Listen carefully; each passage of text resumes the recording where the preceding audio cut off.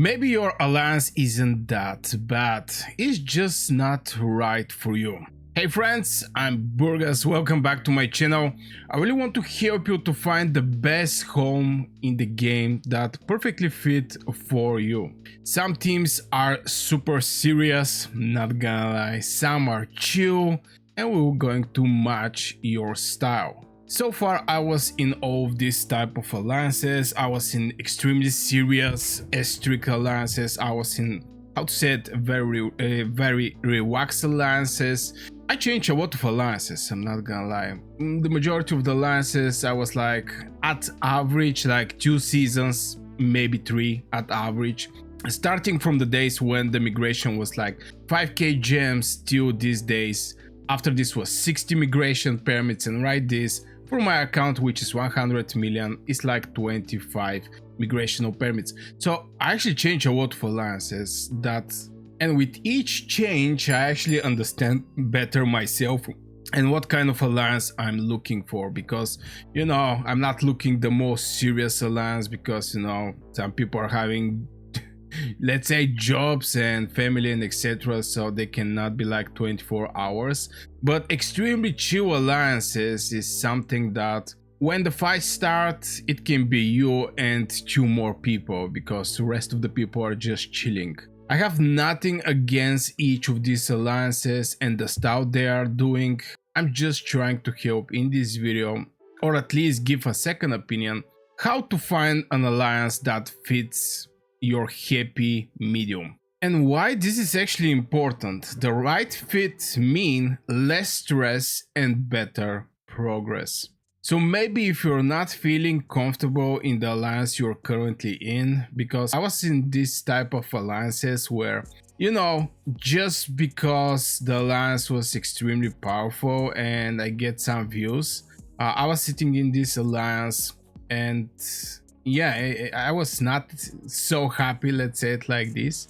But I make some sacrifice in this direction till the things become very bad and I just decide to move on. Because yes, my YouTube channel is important for me, but at the end of the day I'm looking for less stress and also have better progress in my account and etc. And if you have feeling like you're in the wrong room vibes, just tap 1 like so we can actually fix that thing. So what exactly personally for me mean less stress? Less stress for me mean that we have a specific time that we're going to go and fight, for example. It's extremely hard, especially when the alliance on the other side is like 24-hour active and etc. And believe it or not, on the top places it's like 24-hour activity there. So for me personally, to have less stress, I need to have fixed hour where I'm just going to fight at this time. And better progress is also hand to hand with less stress, because if I know where I'm going to fight at which hours, and the hours fit perfectly fine for me because I'm from Europe, some people can be from USA, some people can be from Asia and etc. If this thing perfectly fits in my timing, I'm going to have less stress. I know where the activity is going to be, I'm going to be efficient for my alliance, and at the same time I'm going to make merits. Because if the big fights are happening at the midnight, well, you're not going to be able to participate. And I experienced this thing back in the days with the Behemoths. The people were so competing for the frames that the Behemoth rights was like 3 or 4 a.m. for me, and I was like, oh brother, I'm not going to wake up at 3 a.m. just to do a Behemoth for the frame. And I may not even be able to enter in the cave, because we're having fixed number for the elite. It's like I think 40 people, depending on the Behemoth definitely, but I was not planning to do that. And I miss a lot of frames, I'm not gonna lie. If I check my account, I miss a lot of frames. And same with the PvP and fightings, which is the most important part from this game. I mean, this is a kingdom building game, but at the same time it's a war game. So it's extremely important to catch which elements or effects is giving you less stress, and from the less stress is going to come the better progress. And again, if you feel like you're in the wrong room vibes, don't forget to hit one like, so you know, just to feel that I'm not alone in this whole picture. The next point I want to talk about is don't waste your permits just hopping from kingdom to kingdom. Even though that the game reduced the cost, it was like 60 permits, which also was crazy amount, I'm not gonna lie. Even for me that I'm WoW spender, lately I spent little more, so you know, but after all I'm WoW spender. I was having free to play times, I was having mid spender times. On average I'm like WoW spender, and every hoping with the hope that there is going to be better is not just going to help you that much. Something that, you know, I'm doing, I'm checking the alliances. First of all, the performance of alliance is extremely important for me. If they get attacked and I see how many units are on battlefield, you know, as content creator I check some alliances. It's not like only my kingdom and I'm blind for rest of the kingdoms. I definitely need to catch if something interesting is happening in the game. So just by checking the alliances and see their performance, I actually mark my leaders, let's say it like this, the alliance I really want to join. And when the time comes, I contact these leaders and I ask is their place in their KVK, I mean in their kingdom. So like this, I'm not wasting permits on something that I really hope is going to be like this, but it end up to be not like this. You know, I don't jump with the hopes. 25 permits, even that they reduce it, is still so much. This is like 25 weeks for free to play player. A person who don't buy the bundles. Obviously with the bundles things is going to become more faster, but still 25 permits is not a price that you can ignore. Obviously it's not 25 for all of accounts, it's only for the 100 plus million accounts. If you go lower on power, you're going to need less permits. But yeah, I'm just speaking from my perspective, which is 25 permits. Now the next thing you can do when you catch the alliance that you're looking for to join. I mean, you have couple favorites, definitely have couple alliances you want to join. Ask them about their war times, their rules, and what kind of goals they're having for this KVK.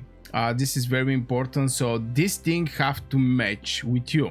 Obviously the goals is going to be winning the KVK. I mean, this should not be something like crazy surprise there, but you know, there is other goals like we're having a minimum merits for the week. Like this, where we're knowing that when the players hit this goal, minimum merits for the week, they're going to be able to clean their merit shop. And believe it or not, in the merit shop you can find absolutely decent pet skills. If you don't need that pet skills, there is a pet skills that you can sell and get something in return in form of extra pet coins, and you can boost your pet with this pet coin. So yeah, clearing merit shop is something like a must. Since some alliances are not so sure is the players going to do it, they make this type of rules. So I mean, this type of goals, definitely you have to know the rules. I think it's at 80% from everything is a rules that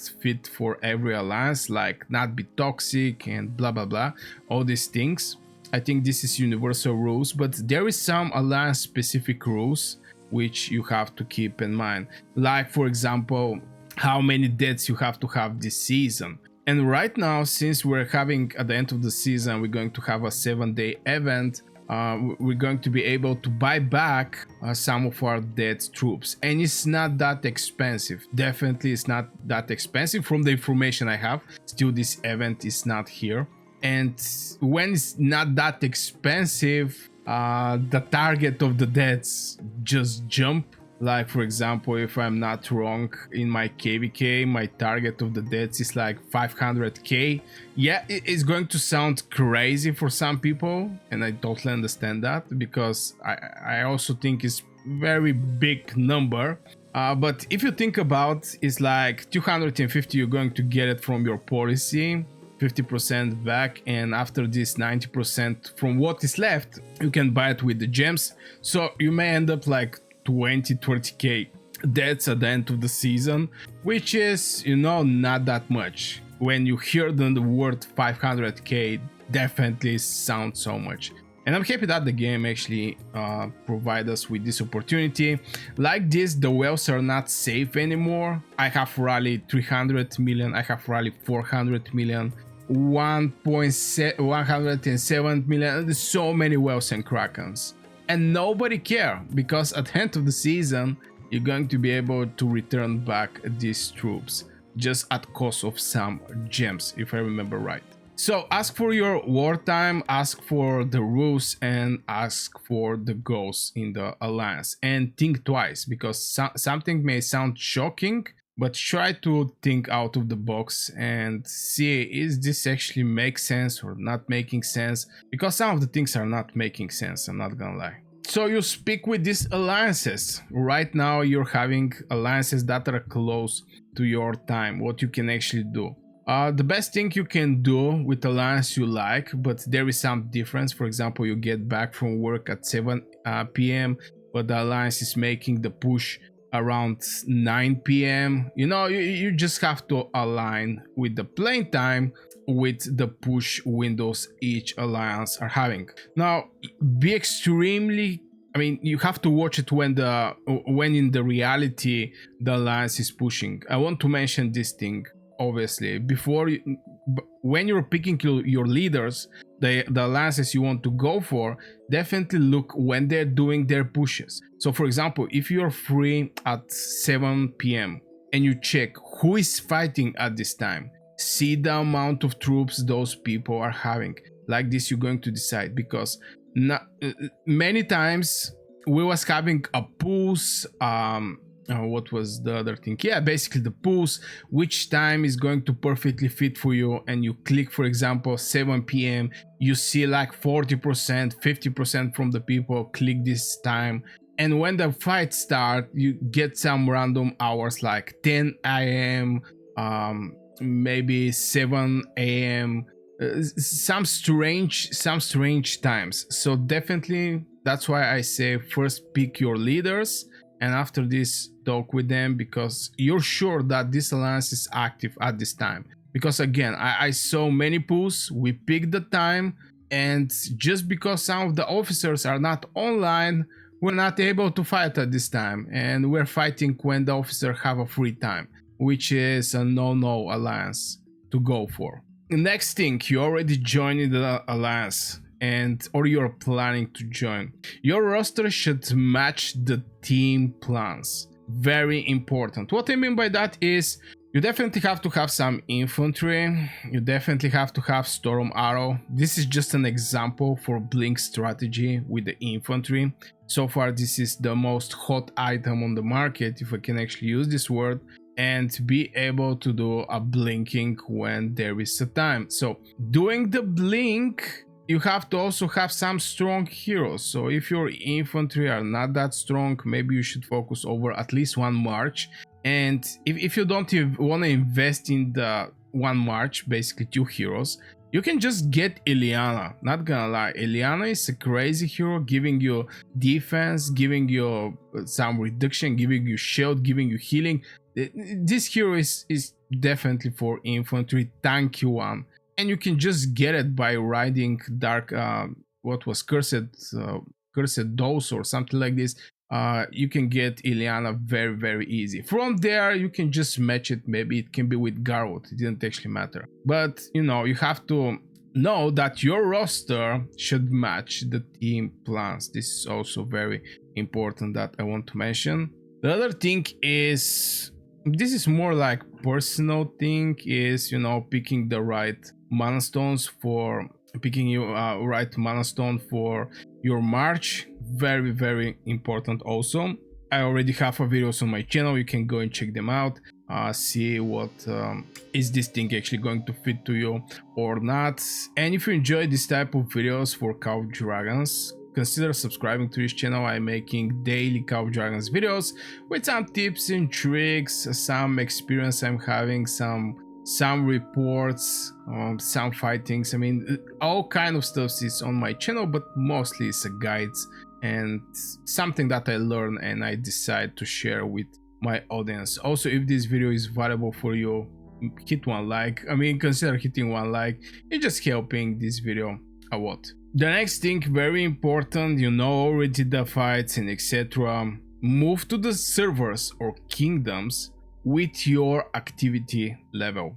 It's very important. If you see this alliance is non-stop fighting, we all want to be in the top alliances, okay? But in the same time, there is a reason those alliances are top alliances, like 24-hour activity. Well, if you go at work and you have window from 2-3 hours to play and not every day, well, you just cannot be on the same level like the players there that can spend like 18-20 hours per day and sleep like 4-6 hours and go in again. You just have to know that you have to know your activity level. Here we're talking to join in the server that is going to bring some peace on your soul, and not just chasing the shiny alliance where the people non-stop fighting, because nobody's going to be like, oh, let him be here, he only have like 2-3 hours per day fighting. On the other side, you guys should fight for 24 hours. I mean, nobody's going to tolerate something like this, so definitely try to find the activity level of your alliance. But I think if you find the alliance with fitting your push window, you're definitely going to be at the right place. So the activity may not actually matter that much in the rest of the days, even though that they actually matter, because you can be from how to say it, USA fighting against Asia alliance, and they're having different time zones. So you're going to be strong at your time zone, but you know, when you're sleeping, the Asia alliance is going to be the strong. So you know, it's like this and that, but pick the one that is strong at your specific time and also match your activity level. Not like making a fight, there are so many people for 30 minutes, 1 hour, and half of them disappear after half hour. You're still able to play for like 2 more hours, but there is half numbers on the battlefield. So this is, for example, not matching your activity level. Other thing that I want to point out is just if you find good fit, is also all about better voice chats and cleaner fights. Everybody know what they have to do. This is very important. And also there is a voice chat. It's always nice to maybe have somebody to speak and maybe lead the war. I think that the majority of the people know what they have to do. I mean, if you get hit, you run. If you're a mage, with your infantry, you see enemy infantry is coming in your direction, you're sending your infantry. I mean, like 70-80% from the whole gameplay in the game in Call of Dragons, everybody know what they have to do. But there is like 10-20% where it's alliance specific, so it's going to be good if you're also in the voice chat, or at least the alliance is having voice chat, because this is showing some commitment from the leadership if they have voice chat that they're here and they want to win. Let's say it like this, not like just random fighting here and there. And right now I want to ask you, what is your alliance rule that you love or hate the most? I want to hear some crazy alliance rules, or it can be not that crazy, but I'm curious, since you know I was at X alliances. I'm really curious, my viewers, what kind of alliance rules they face, which one they love,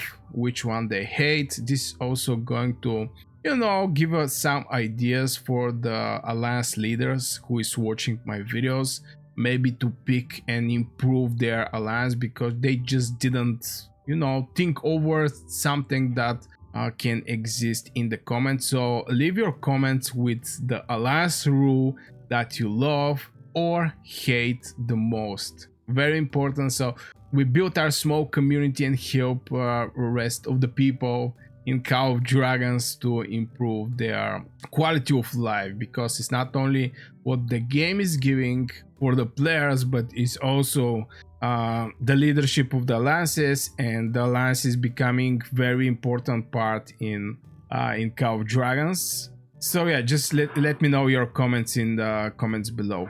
And don't forget to subscribe for more Call of Dragons videos. I wish you a great day. Thank you very much that you stop and watch my videos and get some extra opinion for yourself.